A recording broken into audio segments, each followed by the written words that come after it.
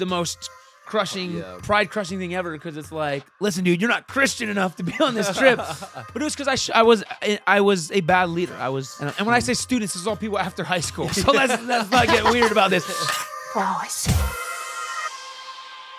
I have been kicked off of a missions trip. True or false? In 3, 2, 1. Laser for the win. Wow. But I thought you weren't able to go. right, I did not ever get kicked off. I before the trip was asked not to go, but I was not kicked off of the trip. So, in my dumber younger years, I was a full-time missionary for a long time. That's where I met Laser in 2004. Wow. And I kind of like prior, I was like the only Christian in my high school, in my public school, and I felt like girls would like me or have crushes or whatever, and then they'd find out I was a Christian. I wasn't partying, and I was like waiting until marriage to have sex and like all these things. And so then all of a sudden they just would not be interested. And then when I went to part of this mission school, it was like all those things that were like not attractive to people in high school now became attractive, and I started getting girl attention that I just was not used to. And for a while, insecure me like loved it and was just doing stupid stuff.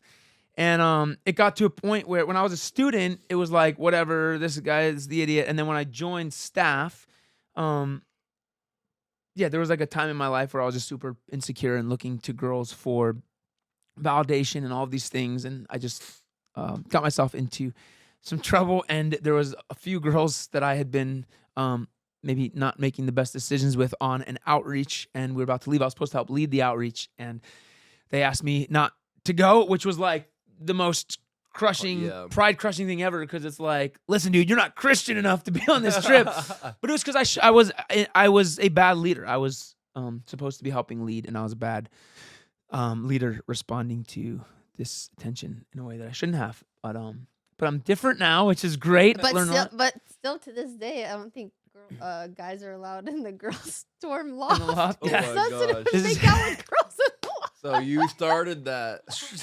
But he's a changed man. Oh yeah. Yeah. I mean, but to be on a really serious note, though, that was like a really difficult, like weird stretch of time in my life, because I mean, I think it's normal when you're young, you're exploring relationships and all these things. But I think for me, I was in this place of pursuing Jesus, of like wanting to be a leader, of believing that God had called me to things that were important, and I wanted to help change lives. People had brought hope to my family when I was young, changed my parents' lives, and I wanted to do that.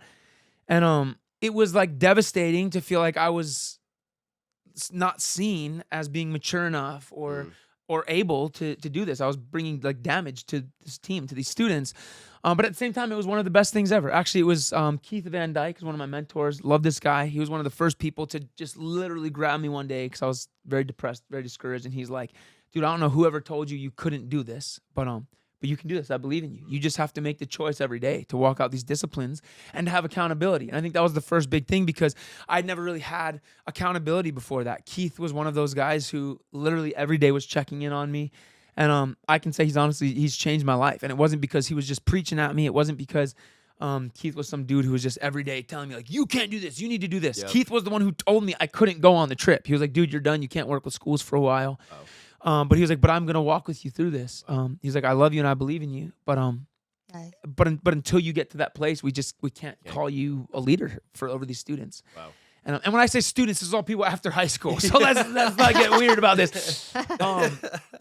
I think that's what's inspired me to know that, I want to do this with other people, right? To see people in the midst of their failure, in the midst of their shortcoming, and to see deeper. And then to give them chances and opportunities, right? Keith allowed me to do things that he probably shouldn't have, but he trusted who he saw me becoming. Yep.